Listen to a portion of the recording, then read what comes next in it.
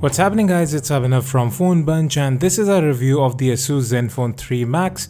This is the 5.2-inch variant which runs on the MediaTek MT6737 with 3GB of RAM, 32GB of onboard storage. We'll talk about the rest of the specs as we move along. Let's talk about build.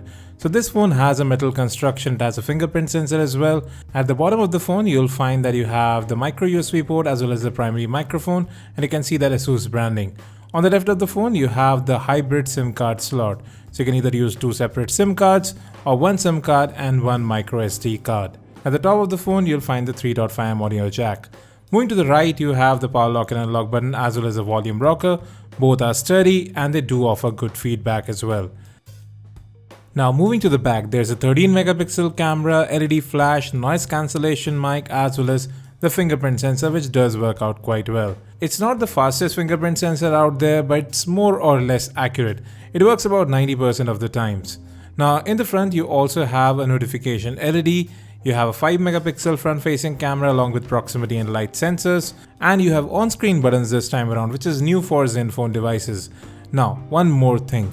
The chin of the device is still pretty huge, both in the bottom as well as at the top of the phone. So this phone isn't as compact as it should be. Moreover, the viewing angles of this display aren't really the best. You can see quite a lot of color shifting there. This is visible while playing games.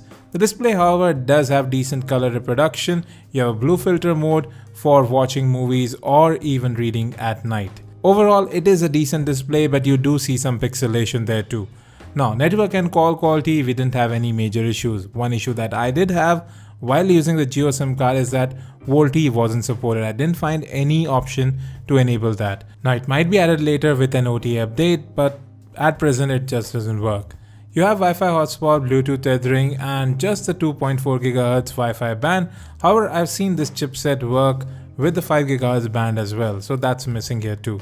Now, in terms of sensors, you have an accelerometer, proximity sensor, light sensor, and you have the magnetic field sensor. So pretty much all the basic sensors that you need apart from gyroscope, which really is just used for VR. I can easily launch the camera by double tapping on the fingerprint sensor. It works well, especially for taking selfies.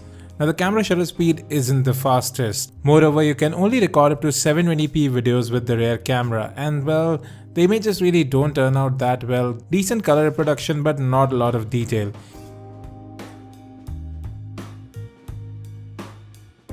Even the front facing camera didn't fare that well. You can see a lot of noise in the background even though I was in a very brightly lit room. So overall, these cameras are below average in my opinion.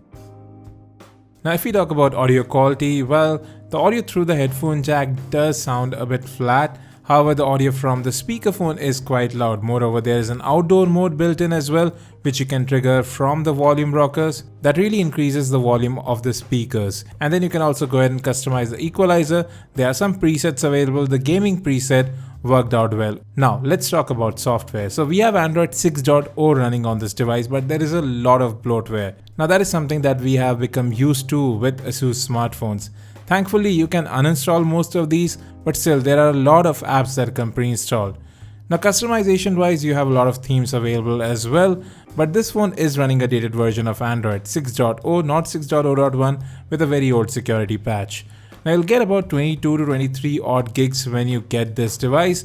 You can expand that with a hybrid SIM card slot, and memory management is good on the device even though Zen UI is not the lightest of skins. But it does offer quite a lot of features including double tap to wake, double tap to sleep, a one-handed mode, and well, a lot of customization.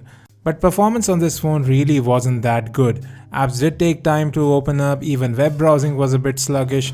I saw video stutter on this device as well, and you can see right here there is a persistent lag in the UI too. Now this is an engineering unit, so performance on the retail unit can be a bit better, but we have seen this chipset, it really doesn't perform that great. Now one thing that this phone does offer is great battery life. So even with moderate to heavy usage, I was able to get more than 2 full days of use with this phone. It has a 4100 mAh battery, but it takes ages to charge. I had a 1 amp USB wall charger which took about 3 hours to charge this phone. Anyways, Battery life still should be good on the phone because the processor doesn't sip that much power, and well, you just have a 720p display.